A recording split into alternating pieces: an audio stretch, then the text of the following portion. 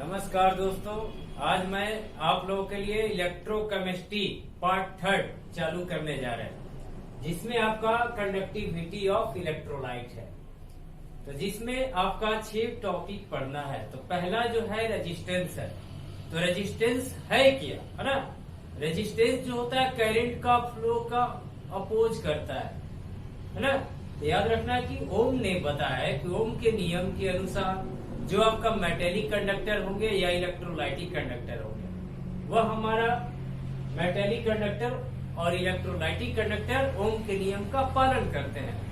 तो ओम के नियम ने क्या बताया, तो उन्होंने क्या बताया कि जो हमारा पोटेंशियल डिफरेंस होगा और करंट के फ्लो का जो रेशियो होता है, उस रेशियो को हम लोग रेजिस्टेंस कहते हैं। तो ओम ने बोला according to Ohm's law the ratio of applied potential difference and the current flowing through it is called resistance। तो यही कहा गया कि metallic conductor and electrolytic conductor obey Ohm's law, Ohm के नियम का पालन करते हैं।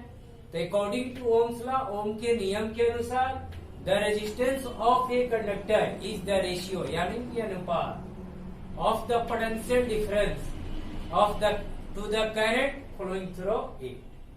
इस तरह हमारा रेजिस्टेंस प्राप्त होता है।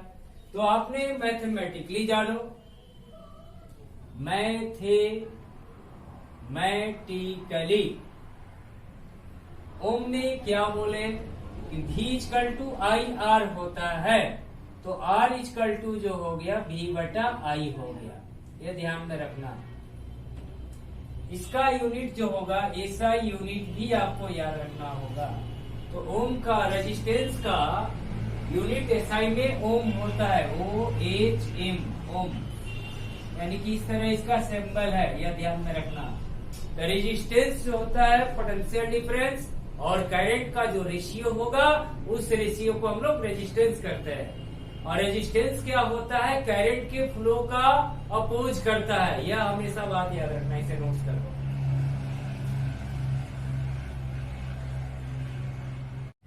अब देखो सेकंड पॉइंट आता है कंडक्टेंस। तो कंडक्टेंस है क्या, है ना।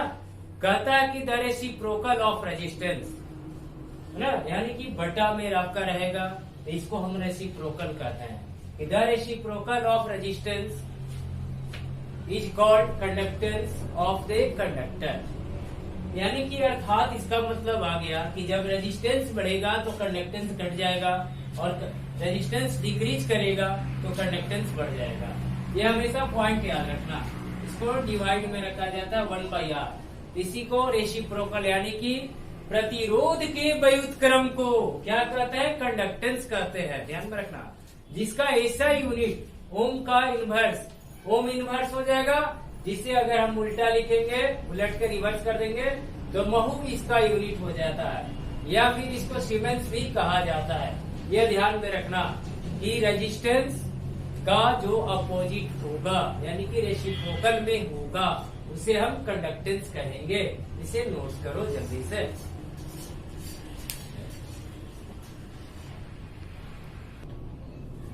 अब देखो थर्ड टॉपिक है स्पेसिफिक रेजिस्टेंस, जिसे हम रेजिस्टिविटी भी कहते हैं।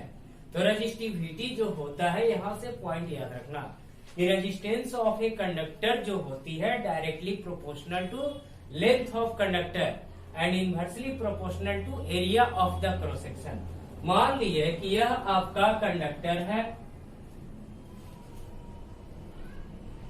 यह कंडक्टर हो गया जिसका रेजिस्टेंस R है, रेजिस्टिविटी रो है, और area of cross section A मान लिए, और इसका जो लेंथ होगा L हो गया। छोटा एल या बड़ा एल हम दोनों दिखा सकते हैं। तो कहता है कि resistance of conductor directly proportional to length of conductor and inversely proportional to area of cross section. यह हो गया। और फिर फ्रॉम इक्वेशन फर्स्ट और सेकंड से, तो R डायरेक्टली L/A हो गया। अब यहाँ पर डायरेक्टली प्रोपोर्शनल को हटाते हो तो एक कांस्टेंट लगाते हो, जिसे हम प्रोपोर्शनलिटी कांस्टेंट और नोन एज रेजिस्टिविटी या स्पेसिफिक रेजिस्टेंस कहते हैं। अब यहाँ पर जब L का वैल्यू 1 मानेंगे, एरिया का वैल्यू 1 कर देंगे, तो रो हमारा आर के बराबर हो जाएगा। तो इस तरह इसका डिफिनीशन इसके आधार पर दिया जाता है। कहता है कि the specific resistance is the resistance of a conductor of unit length, यह हमारा एल हो गया unit length, and unit cross sectional area. यह हमारा इस तरह इसका डिफिनीशन तैयार कर लिया कि resistivity is the amount of resistance having unit length and unit cross sectional area. इसका ऐसा यूनिट जो होगा रेजिस्टेंस का, देख लो कैसे निकालोगे, ओम मीटर होगा या ओम सेंटीमीटर दोनों होता है, ध्यान रखना। यहाँ पर आप ओम सेंटीमीटर भी लिख सकते हो। तो कैसे निकालेंगे, आर रो इक्वल टू हो गया आर ए बाई एल। तो यह आपका आर बचा लेंथ का, L square by L square, L देखो कैंसिल, तो आर एल बचा। तो रेजिस्टेंस का यूनिट ओम हो गया और लेंथ का यूनिट मीटर या सेंटीमीटर में। इसे नोट्स कर लो, समझ गए, बढ़िया से याद करना।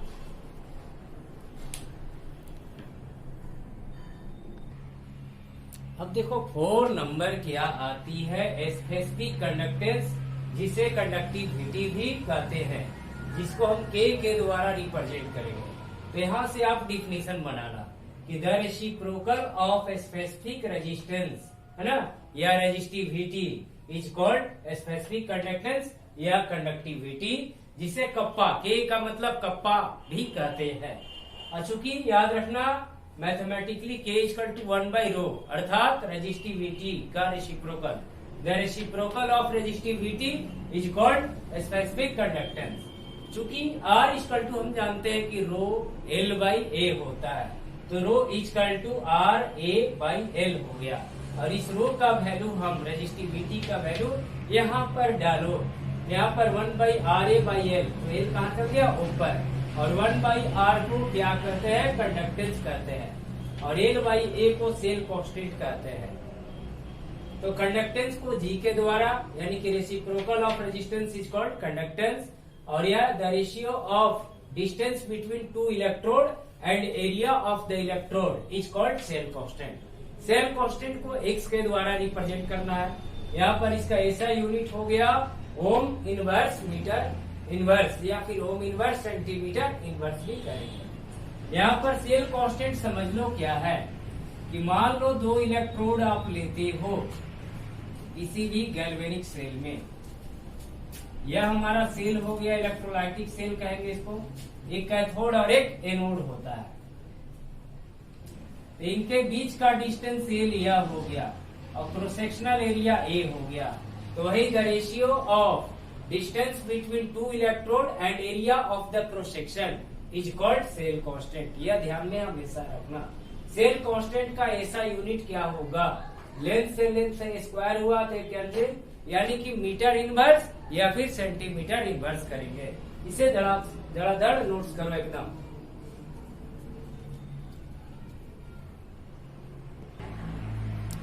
अब देखो 2 टॉपिक और बच गया है, इक्विवेलेंट कंडक्टेंस और मोलर कंडक्टेंस। तो इक्विवेलेंट कंडक्टेंस क्या होता है और फिर मोलर कंडक्टेंस क्या है, यह आपको ध्यान में रखना है। यहाँ से यह आपको फार्मूला याद रखना है और इसी के आधार पर हम लोग डिफिनेशन दे देते हैं। कहता है कि the product of specific conductance and volume of solution is called equivalent conductance for 1 gram equivalent of an electrolyte. तो याद रखना है कि इलेक्ट्रोलाइट के 1 ग्राम इक्विवेलेंट के लिए आपका स्पेसिफिक कंडक्टेंस और वॉल्यूम का जो प्रोडक्ट गुणनफल होता है, उस गुणनफल को हम लोग इक्विवेलेंट कंडक्टेंस कहते हैं। तुल्यांक चालकता हिंदी में कह सकते हो।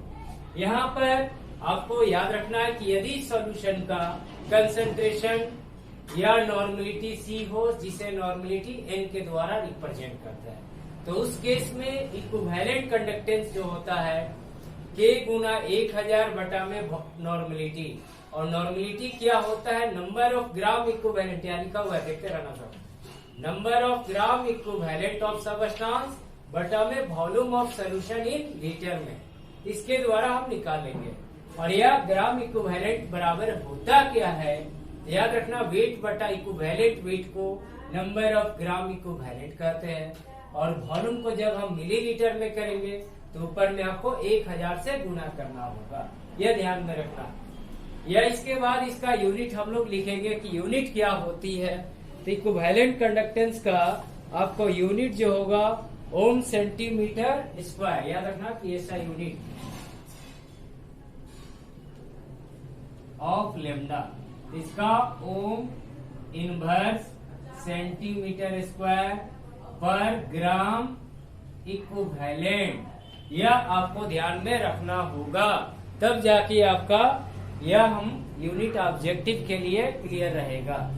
इस तरह आप लोगों ने देख लिया, यह पॉइंट याद रखना कि product of specific conductance and volume of solution is called equivalent conductance for 1 gram equivalent of an electrolyte.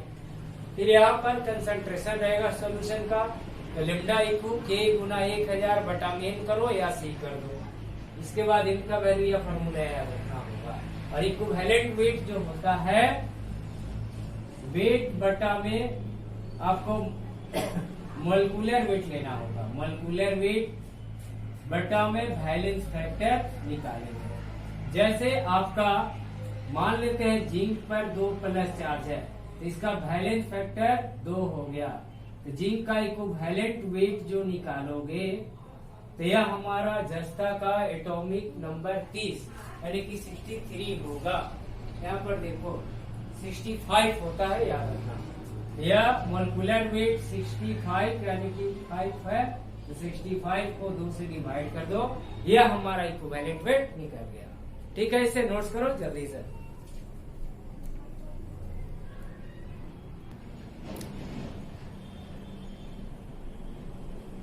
अब आपको आता है 6 नंबर मोलर कंडक्टेंस।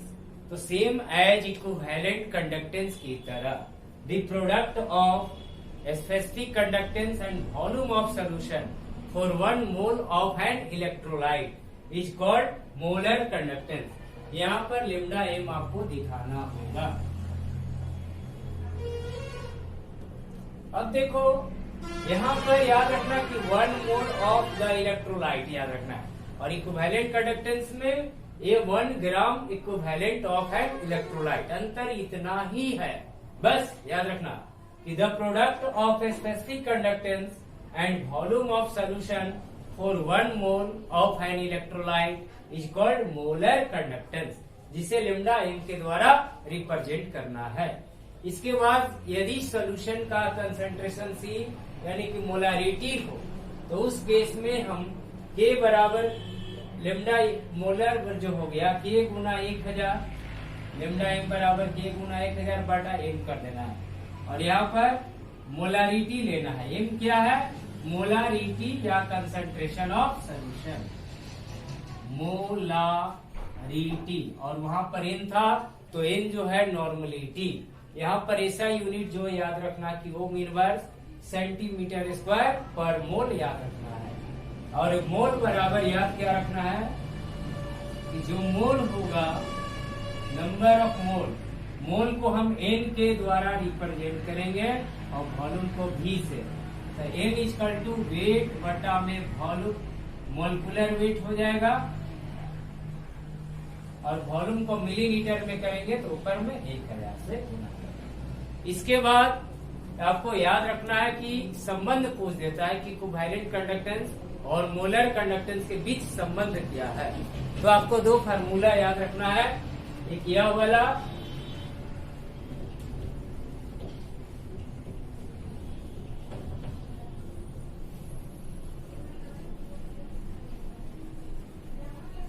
एक यह इक्वेशन आपका पहला था लेमडा एम बराबर इक्विवेलेंट, लेमडा इक्यू बराबर के गुना 1000 डिवाइडेड बाई एन था, इक्वेशन फर्स्ट। और यह इक्वेशन सेकेंड कर देना है। फिर इसके बाद आपको क्या करना है, इक्वेशन फर्स्ट को सेकेंड से डिवाइड कर दोगे तो यह हमारा रिलेशन तैयार हो जाएगा। लेमडा इक्यू बटा में लेमडा एम, बटा में यह दोनों कैंसिल हो गया तो एम चला जाएगा ऊपर, बटा में एन हो गया। और यह आपका जो हो गया एम जो हो गया मोल, एन बटा में आपका वॉल्यूम हो गया। और यह जो हो गया N equal to gram equivalent, gram equivalent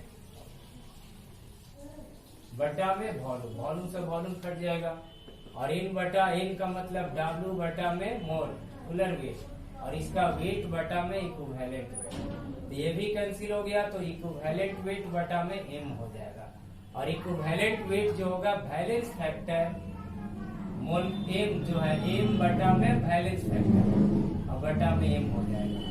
तो यह जो आपका तैयार हुआ इसको हम उलट देंगे तो यह कैंसिल हो गया, तो लेमडा m बटा में लेमडा EQ बटा में बराबर वैलेंस फैक्टर, इसलिए लेमडा m बराबर वैलेंस फैक्टर गुना में लेमडा इक्विवेलेंट करके हम निकाल लेंगे। This is required relationship between the equivalent conductance and molar conductance. ठीक है, हमें उम्मीद है कि आप लोग बहुत बढ़िया से कंडक्टिविटी ऑफ इलेक्ट्रोलाइट के बारे में जानकारी हो गया होगा।